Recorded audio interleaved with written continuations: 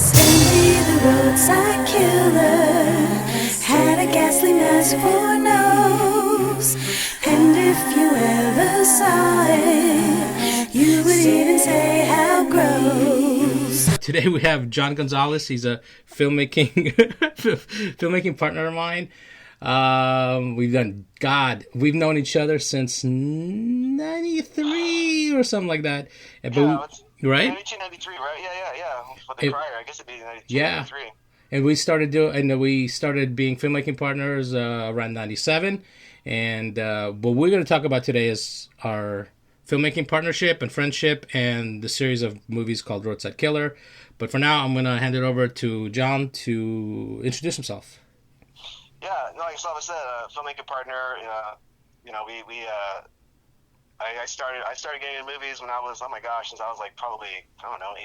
And fascination began with horror movies, Star Wars, all the Universal monsters, Outer Limits, and Twilight Zone as well. Non-movies, but I love the little twist endings on the shows. They always just captivate me. So that's really where it began. And I was making little movies like old Rodriguez. I remember when I heard Rodriguez talking about shooting on VHS and editing on VCR. I was like, holy crap, I did the same thing, man. That's great.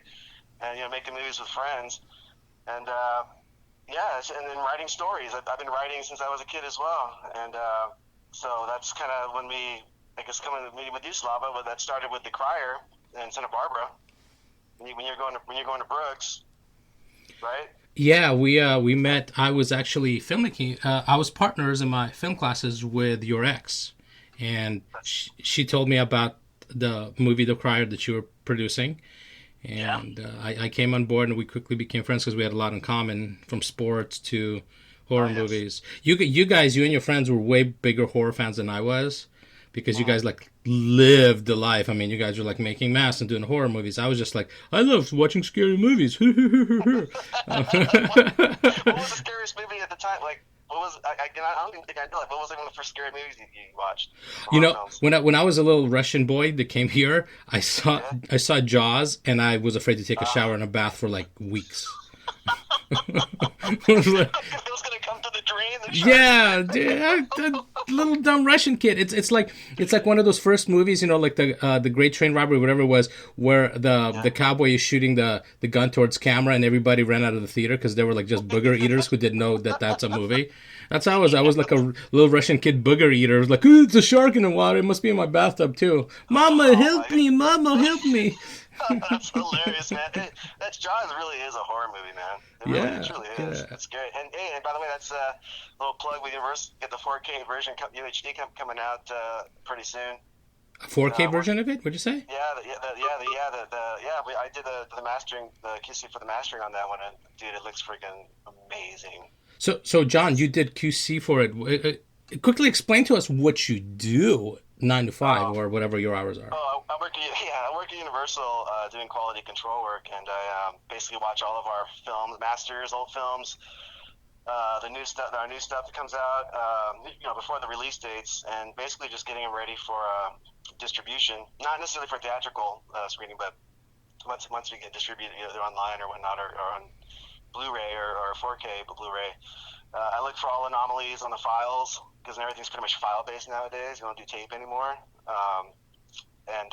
Checking for video problems, audio problems, looking for production stuff. It's kind of cool, too, because every now and then I'll catch some, either a boom mic or even the cameraman or someone in the shot and production, and either they sign off on it, to either clear it out, blow up, the picture so they can, resize it a bit so you can't see the production equipment, or if they have the budget, they'll take the time to erase it. It's pretty amazing, man. So if you see some of Universal titles or some stuff that's there that shouldn't be there, don't necessarily point the finger at me. It just necessarily means that we weren't able to just clear it out. We're like, okay, we're gonna let that go. So kind of like the guy that missed the Starbucks cup in Game of Thrones. Yeah, except we didn't do HBO. so that guy didn't do his job, man. It's funny because my sister asked me that too. She's like, bro, how did they miss that? And I told her there's a number of things. I was saying, either they didn't have the budget, or they just because I can't imagine somebody missing that. Right. The DP, someone's got to look at it and be like, oh crap, what do we do? We got to get this out, man. It's got to air this week. Maybe nobody will see it. The shots, we'll just darken the shot a bit. Turn into a mug. And it didn't work. So, yeah, but because I got the Blu-ray, I ended up getting the Blu-ray for that season. And that wasn't on there. They actually, obviously they painted it out so you couldn't see it. But I really think that it was a publicity stunt, really. I mean, because if you think about it, everybody on set didn't catch it. The actor didn't catch it. The editors didn't catch it. The QC people didn't catch it. There's no way everybody missed the Starbucks cup sitting right there in the shot. Starbucks must have been like, hey, if you throw a cup in this scene, like I get nobody could walk around holding a cup, but can you throw it like on the table, and we'll give you a certain amount of money, like we've sponsored this one episode, That's so bad though.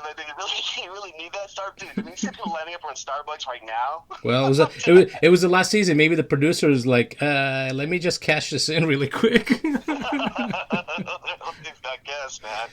For whatever the reason, it was pretty ridiculous, but hey, it is what it is. Because they caught him with the water bottle too. You heard about that, right? No. Yeah, and one of the other episodes in that season, there was when they're all sitting around in a council discussing what to do to fight whatever the Ice Lord guy, whatever his name is. There was a water bottle next to somebody's foot. Oh my God. Yeah, so it was a smart clip. Who was sponsoring that one? Oh my God.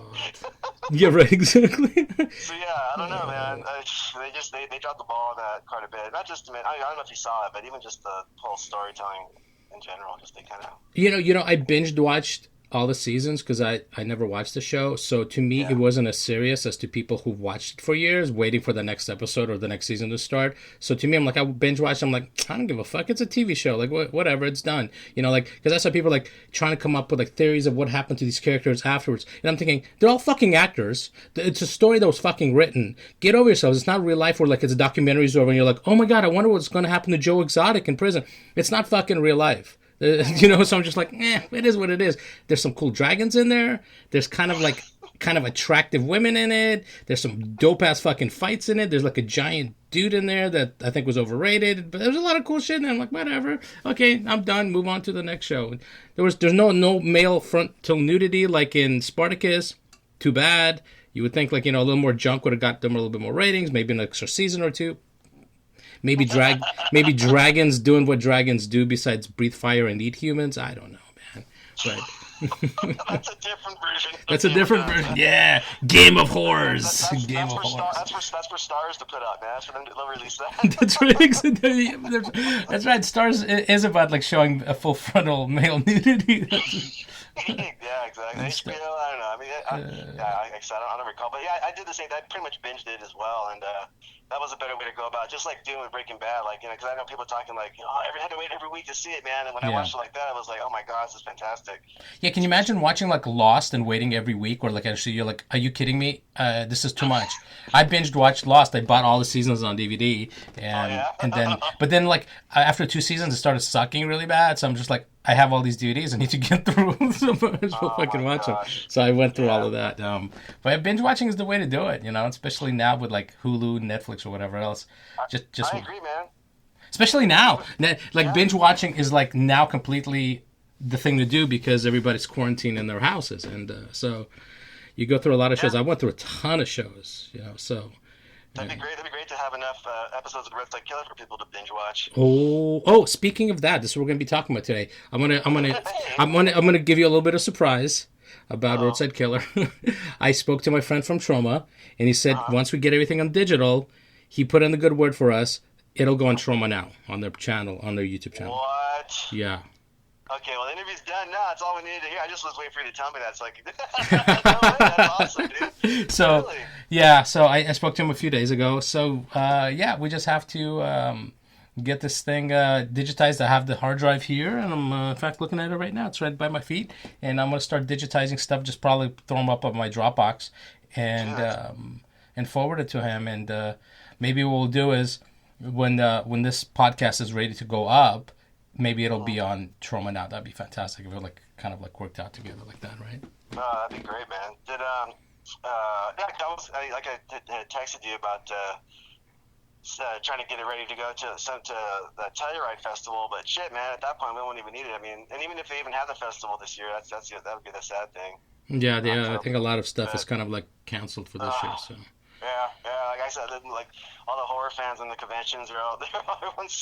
They're just like, let's just save Halloween at least. Yeah, right. Yeah, save Halloween. All the horror fans are like, I just want to have a Halloween. We have a zombie apocalypse right now. It's a big deal. We're living it. Well, dude, did you hear about the people? Some people getting coronavirus from dead people, from corpses. No, what? Yeah. When someone after someone has died from, they don't, if they hadn't put the body away in quarantine, or I mean, seriously, yeah, you can still contract it from a dead person. It's like there's our zombie story. Oh, that's interesting. I was wondering why, because a friend of mine was texting me yesterday, telling me that her friend in New York, their grandmother died, who actually survived the Holocaust, and she died from coronavirus. And she was telling me that the family had to watch the body being put underground from their cars.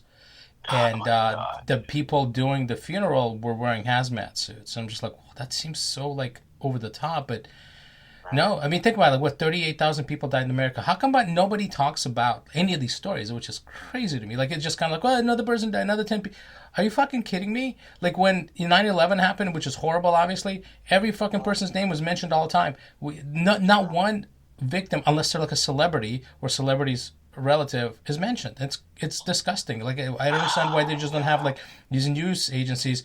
Trump's fault. Trump's doing a great job. How about you motherfuckers unite and do something positive instead of dividing people? But I think it's a whole different conversation for another time. I wish Roadside Killer would get a hold of these motherfuckers. Roadside Killer goes to DC. It's insane. Anyways, enough of this bullshit. We need to talk about Roadside Killer. This is why we're here. We could do like 10 different podcasts on 10 different projects we've done together or so. We've done so many movies together, so many crazy stories, so much interesting shit. But Roadside Killer's kind of like been our baby for years. God, we actually, the movies are so old. We shot the first one on standard video, both of them, and then one we letterboxed. Yeah, mini DV, right? Yeah, we shot the one on Canon XL1, or maybe both on Canon XL1 back then on mini DV. It was one of those things that we did a movie called Y2K Shutdown Detected, and then we're just kind of like, took a year off, I think, from working together, and then we're like, dude, let's do this fucking idea, and I'm a big Trauma fan. You're a Trauma fan as well, right? I know you like, you grew up on... I remember, Toxic Avenger was I remember seeing that when I was like 13 or 14, I don't know. Yeah, Toxic... This is the most ridiculous thing, I love it. Right? It's like Toxic Avenger molded our minds into being like weirdos and shit, because it was so strange and weird and crazy, and yeah, and in the last couple of years, I've gotten really like tight with some of the Trauma people, just because like I go to their screenings and I'm friends with Sergeant Kabuki Man, NYPD, and it's kind of cool. So if Roadside Killer is beyond perfect for Trauma. The character is ridiculous. You want to talk about the character, like what he looks like and why he's... Well, yeah. Well, can we go one step back and just talk about how the idea came about? Yeah. Like, because remember we go to New Beverly, Quentin's new theater now, to watch a bunch of old horror films. They do the double features and stuff, and especially the horror films, the ones that I was always excited to see. And I say, Slava, let's go check out some movies at the New Beverly. And for like $6 or $8 for 2 movies, how could you beat that, right? And they're always pretty much, I think they were all pretty much projected on film, so with prints, so they wouldn't look that great, especially some of these older ones. But it was that movie, The Forest. Remember that movie, The Forest? Oh my God. Yes. It was so bad. It was so ridiculous, but I think that's what, I feel like, I'm trying to remember if that's what would inspire me. I was like, dude, we got to make something like The Forest, like even spoof a really bad horror movie and make it our own. Right. And there were, and I was trying to find The Forest. I actually found it on the YouTube, and I just kind of scanned through a little bit, and there was 2 scenes. I'm like, that's what inspired some of the Roadside Killer stuff for the first episode. Remember the opening scene was a couple hiking in the forest, and they get split up. So I don't know if you remember this. Yeah. And the husband is, so they're split up. I figure they're arguing. The husband gets confronted by the killer. He's like holding up. They have like this close up of a knife. He's just like holding it. It's not even. It doesn't even like look menacing at all. He just holds it up, and the guy looks at him. The husband's like, "No, please don't." And stands there, and then the guy then he gets stabbed in the stomach, and then the wife is like probably like 20 yards away. She's not even that far away, you know, right? She's like, "Why did you say something, honey?" And the dialogue, so it's completely, you can tell it's obviously 80 yard. And it cuts back to him like just holding something going, oh, and spitting out blood. And then the killer just starts chasing after her. It's so freaking and the, you know, running through the woods. We were just cracking up, man. I swear it was supposed to be a horror movie, and I thought it was like watching a comedy. And then so we used that for like, remember when Renee's running around the woods and Jason's chasing. And we flipped it though, right? Like we're somewhat like we're, you know, Jason would you know, trip over himself. She'd run around. It's like I don't know how much of that section that we shot. We made it to be out like, I don't know, it could be a radius of like a mile of woods, and it was just like just like 50 feet. Yeah, it was like Keystone Cops in the forest basically, our chase scene in part one. But that was like that's like to me like that's what I wanted to do with this thing. It was like kind of like Jason Voorhees. He walks after you and you're running away, and he's always right behind you. And that was the whole point of our characters, that he's like Jason Voorhees. He can walk, and it doesn't matter how fast you run. You could be like a track star. You're not getting away from Jason, or in our case, Stanley Simmons. Exactly. All right, yeah, and then the other one scene I thought was hilarious that we spoofed that. It still makes me laugh to this day, man. Was when the guy is like looking in that one house where the killer, you know, has someone, had one of his friends like trapped in there, or whatever, and the killer sneaks up behind him. And he turns around and he starts just throwing any objects nearby, like that wicker chair or freaking empty gas tank, plastic tank.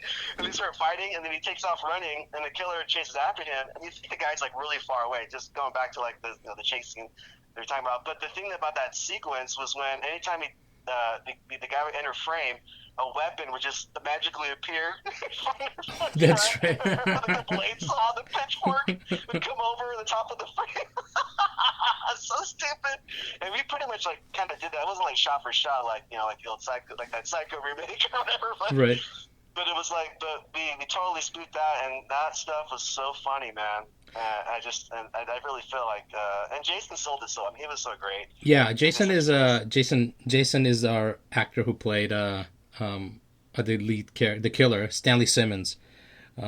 Stanley Simmons is it's funny how the name Stanley Simmons came about. Is that we're all fans of Kiss, and then we were sitting around trying to come up with a name for this, and I think I was like, why don't we just take like Gene Simmons and Paul Stanley and mix them together into Stanley Simmons, and we're like, holy shit, that's perfect. That's like a little homage to Kiss.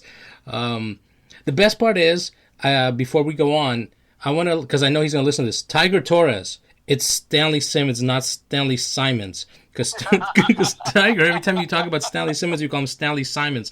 It's not Paul Simon, it's Gene Simmons and Paul Stanley.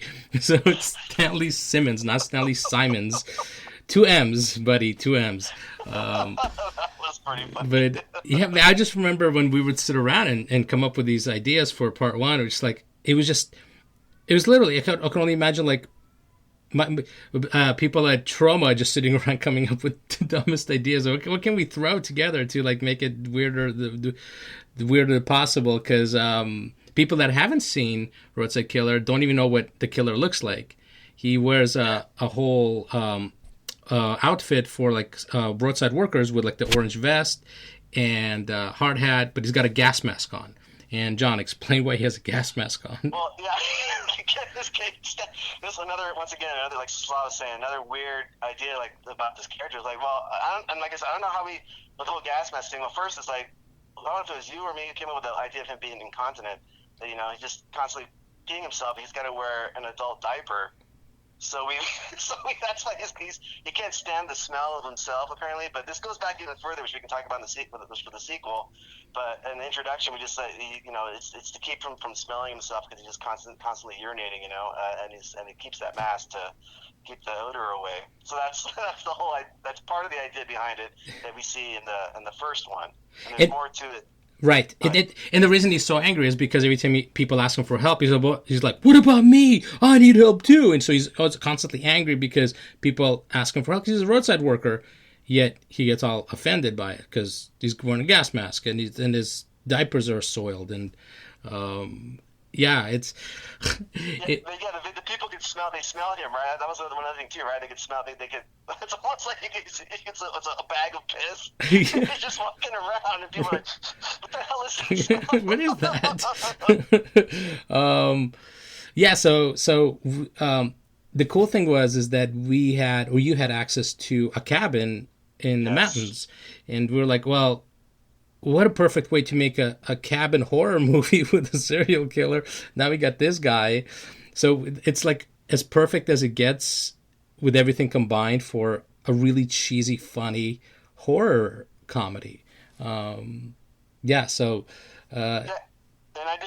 like one thing too. I knew just shooting it like that's something. First, the location wasn't that far away. It was like about an hour and a half, maybe a little less than 2 hours away from our homes.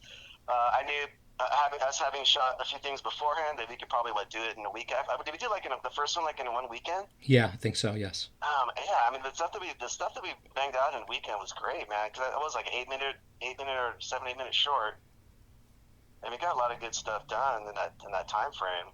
Yeah, it was our behind the scenes is as funny and as cool as the movie because there was so much stuff that was going on with us, and that was a fun project because like the girl that we used, Renee, was perfect. She was such a good sport to basically do whatever we wanted her to do.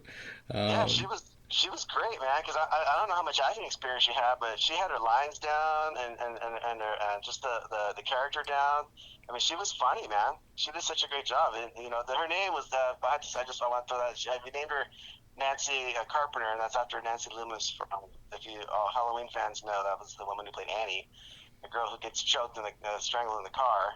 And then John Carpenter was the director. That's the origin of her name. For anyone who likes that kind of stuff. And the funny thing is like when John and I do movies together, when we do homages or do like really like fucked up situations or like really messed up jokes, you kind of could tell what humor's coming from where or homage, because John's talking about like Nancy Carpenter and I had to throw in like a racist joke into Renee sitting in the car where she's like trying to get roadside help on the phone, and then she goes, "Can I speak to somebody who speaks English?"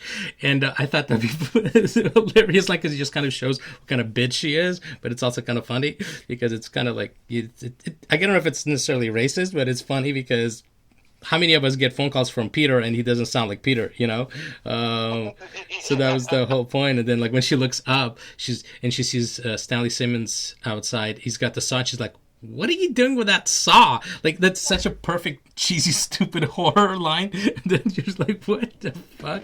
It's stating the obvious, and it's like, right. Right there. Yeah, and he's like holding it over his head too. He's like he's got this fucking thing over his head, and then the awesome chasing follows, and that movie was so much fun to do, and then like we're just like filmmakers who work all week, to save money to do these movies on weekends.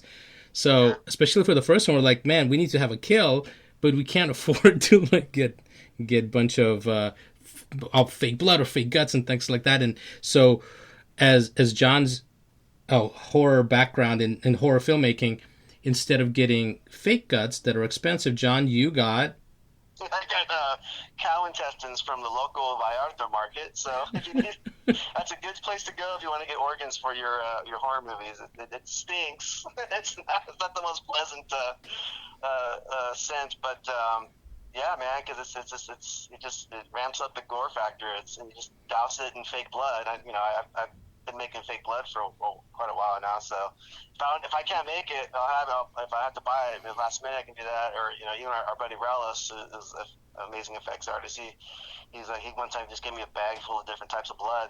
Some coagulated, some liquid, different colors. I'm like, oh my god, this is great, man. So you get your pick of what kind of blood you want to use. And well, John, excuse me, really quick. You said Relis gave you a bunch of blood.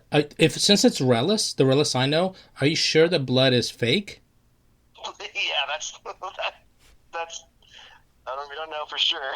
He does look like a vampire. He might have given you like a load of blood that he just is expired or something. Yeah, he's like, this blood's no longer good. I can't drink it. That's right. Kept that out of the fridge too long. Here you go. You can have it. It's fake. Trust me. Yeah. Yeah, no, man. Well, I think for Roadside in particular, I probably made that blood. I forget when he gave it to me, but I still have it, man. I still have some blood that I still use for other projects. So it lasts a long time. But yeah, so it was great. That was a great sequence too. But, I think it was your idea. So how did we? If you want to talk about the bubble wrap. Okay. Yeah, like sometimes just like you just kind of sit around and just like, how much more dumb shit can we add to this thing but make it really cool? And I think like I had all this bubble wrap for something, and I'm like, what if we wrapped her in bubble wrap? Like he wraps her up in bubble wrap. That's how he ties her up. And we're like, are you sure? Like, yeah, I think it'd be... So we actually, okay. First of all, the cabin that we shot in that John got us. The fucking attic, seriously, was the creepiest thing on the planet. First of all, it was only like 5 feet tall, so you kind of had to scratch and walk in there, and it had a tiny little bed in there for like a monster baby or something. So it had a tiny bed in there. Instead of a window, it had a drawing of a window on the wall.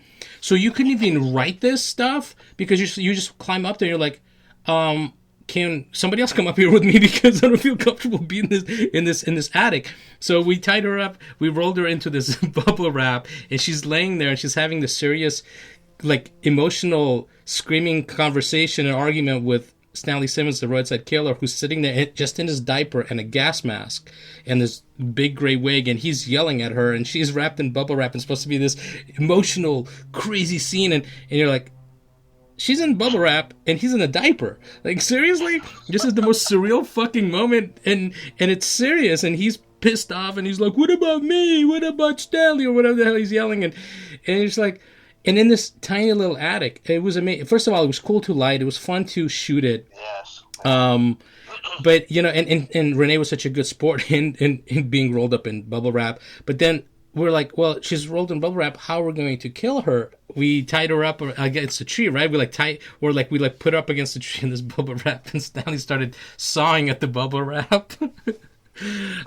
Until John's cow intestines started coming out of the bubble wrap. It was so gross and disgusting. But it was, the thing is, John, that cabin, do you remember when we first arrived there was like thousands and thousands of flies on the ceiling? That's right. Was that the first weekend of shooting? Yeah, I think so. I think it was the first weekend of shooting because, Is that fly tape or whatever? Oh my goodness! The worst part is this cabin is small, so and we have a crew. I don't know, 4 or 5 people total, probably like 7 or 8 people with us. We have one bedroom for like talent, I think, to sleep in, and then we're going to sleep on the floor in the living room, just in backpacks. Now all this flies up on the ceiling because the ceiling was maybe 20 feet tall because there's the attic area as well. Yeah, pretty high ceiling. So the ceilings were high, and all those flies were up there, and then we all go to sleep at night. We wake up, and most of those flies are on the ceiling dying, and they're all around us. It was so disgusting, but it kind of like goes with the whole theme of doing indie horror movies, right? In a cabin in the woods, you're laying around with a bunch of dead flies. It just kind of, yeah. It I guess maybe got us all into character as well. Yeah, man, it was fun. I was just added it with the bubble wrap too. It was kind of funny too, like adding she's rolling around in the bubble wrap, and he's yelling, and we got like the little popping sound effects going as well. So it's like just one more thing to add to that sequence. Like I said, they're trying to be serious, but sound obviously enhances a scene as well, and just that whole, it's like how serious can you take it? But it was. And I thought about that too when you said about lighting. I was like, oh man, Slava must have had so much fun, making it look, giving it a certain look with their filters and whatnot. I was like, yes, it was a cool location, man. It worked out great. The thing is, it's like, people are spoiled now with the equipment being so cheap, with LED lights or tiny little cameras and GoPros, whatever else. We shot this, my goodness, what, like 10, 12, 13 years ago or something, if not. Yeah, right? Maybe... Yeah, 2006 or 7. 6 or 7, I think it was. In 2006 or 7? Yeah. So, oh my gosh, 14 years ago or so, right? 13, 14 years ago. And we had a chase scene. And we had this giant Canon XL1 that we were borrowing. And so we were just like, how the hell are we going to do these shots? So I think I made I made like a pogo stick out of it was like metal piping with two wooden cup blocks. Cup blocks are the square blocks with a that they're scooped out in the middle, so you could put light stand wheels on them, so they don't roll around when you're like on location. So I had them as counterweights on the bottom, and we screwed the camera onto the top of it, and that shit was heavy as hell, But it kept the balance, because now you just have you just run with him or you walk with him, and hopefully your arm doesn't give out, and you get your shots. But the funniest thing is, like, I was too fat to do the run chases. I was like, doing a little bit, but so John would, because John is like in way better shape than I am.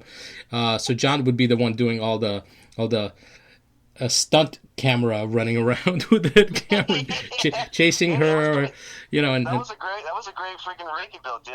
Because the shots are pretty fluid, man. You can't, it's not jerky or jumpy at all. No, especially that camera didn't have image stabilizer, as far as I remember. Even if it did, it wasn't like made for running around like that. And I know. and it worked out. And the camera didn't have like a super wide lens on it, so now you're dealing with all that stuff. And it turned out. I actually still have the rig sitting in my storage unit, and every time I go there, I'm like, oh man, memories. Like, now you have a GoPro, here you go, and you put image stabilizers on it, and you could buy a stabilizer for it, and you could do all these wonderful things, and you could watch it on your cell phone. Not back then. Back then it was just and that's the crazy thing now. Our cell phone quality is better than the stuff we shot this movie or movies. I know, right? It's insane what people have now, and what they can work with. So that movie, we wound up getting it into Sacramento Horror Film Festival. Right? That was a blast. That was we did a whole road trip for it, and they screened it. It was pretty amazing. It was like, especially as like independent horror filmmakers, to get like your movie in a festival where you actually drive to and do a road trip and hang out and watch. I'm trying to remember if it was because we went there twice for both, but the first one was with you, me, Jason, actually Antonio Tiger went with us. Yeah, that first one. And I remember I know we did a brief Q&A, but I think because of their schedule, remember how, because it was I think we only had so many minutes to talk about it. Yeah. And then move on, because the guy had so many hours in the day to shoot. But it was just the four of us. And then we met that guy, and we met James. Remember James from London? Yes. We were there, a filmmaker from London who was there for the film festival. This was pretty cool, man. Didn't he win an award? Didn't he win? Yeah, he won like some best movie or best short or something. He won something at the film festival. Fuck him then. Fuck him. That was funny, right? We ended up driving him back to LA with us. Yeah, he kept falling asleep, so we kept like fucking with him every time he would fall asleep in the car. The one part I really remember about our whatever the 2 days we were in Sacramento is we were walking around to different bars, and we walk into this one bar. It's pretty empty, and I don't drink. We're all sitting around drinking, and there's like a karaoke machine. So there was some music, like some 80s music playing, and then Jason, who's like our John Ritter. He's got like great body, physical comedy, and he's a funny dude. He's very creative, very, very entertaining. So he runs up there and starts singing with a couple of guys that are up there singing. And the bartender is like being very friendly to me. I don't know if you remember this. And I'm like, man, this bartender. Yeah. This bartender was very nice. He's like so fucking friendly with me. And then Jason is singing with a couple of customers in there, a couple of guy customers in there.